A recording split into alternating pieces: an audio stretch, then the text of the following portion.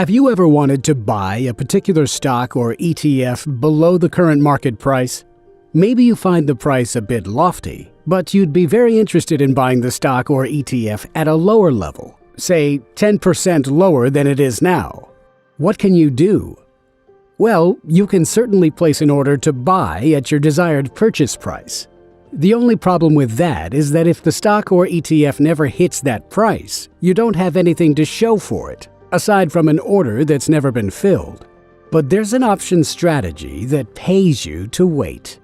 It's called the cash-secured put, and it works like this.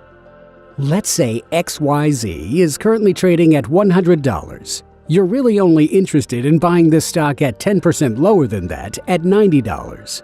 So you sell a put option with a strike price of $90. Keep in mind that as the seller of the put, you may be assigned to buy the stock at the strike price of $90 at any time before the expiration date if the option is exercised. But in exchange for taking on this risk, you receive the option premium. Of course, since you might have to buy the stock, your brokerage firm is going to require that you put up the money for it, which is why it's called cash secured. Depending on where the price of the stock settles, only two outcomes exist at option's expiration for your option. First, the option doesn't get exercised, expires without value, and you keep the option premium you sold when you traded the option. Second, you've gotten assigned on your put and are required to buy the stock at $90, or 10% lower than where it was when the trade was initiated. Sounds like a win-win, right? Not necessarily.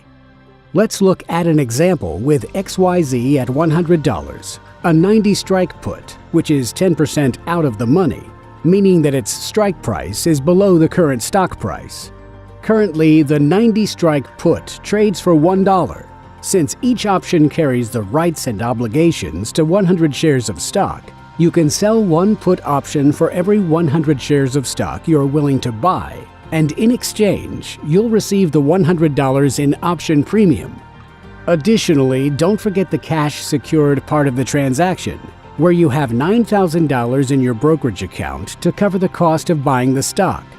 But don't worry, if you don't get assigned and don't have to buy the stock, your money remains in your account when the option expires, or if you decide to buy the option back at a profit or loss before it expires. If the stock remains above $90, then not much should happen, and the put will eventually decay and expire without value, giving you the full premium minus commissions, $100 per contract, and the chance to go out and do it again if you so choose. If the stock is below the strike at expiration, you will likely be assigned on your option and will be required to purchase the stock. You'll finance the purchase of the stock using the $9,000 in capital you put up at the beginning of the trade. At this point, you get to keep the premium that you received in return for the sale of the put, making your effective purchase price of the stock $89. And since you own the stock for $89, you can choose to sell it back on the open market or keep it for a longer-term trade. Bear in mind, the cash-secured put can also be considered an income strategy, wherein, if you are willing to buy XYZ for $90 or lower, then selling a cash-secured put pays you even if you never get assigned at $90. Also, remember that as long as your put option is not assigned, you can buy your short put back in the open market for a profit or loss before its expiration. One last consideration to add. If XYZ stock pays a dividend after you have been assigned and own the underlying stock, this strategy can appear even more appealing to investors since the dividend received from the stock ownership would lower your cost basis further or create an even higher yield on your initial investment. Just one more thing to keep in mind when choosing your option strategy. To learn more about the cash-secured put and other strategies, visit the OIC website, optionseducation.org.